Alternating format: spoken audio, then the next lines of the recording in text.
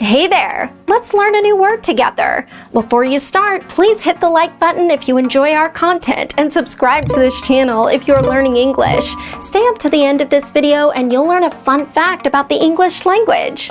Let's begin. Undergraduate. Undergraduate means university student who has not yet taken first degree.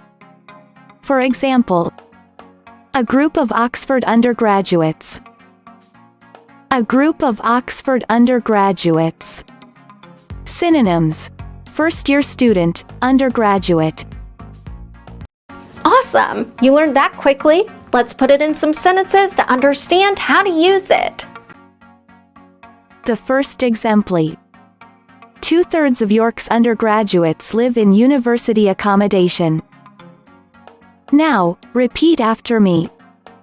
2/3 of York's undergraduates live in university accommodation. The second exempli. Many of our students study as undergraduates or postgraduates abroad. Now, repeat after me. Many of our students study as undergraduates or postgraduates abroad. The third exempli. I think urban universities enroll larger numbers of adult undergraduates. Now, repeat after me. I think urban universities enroll larger numbers of adult undergraduates.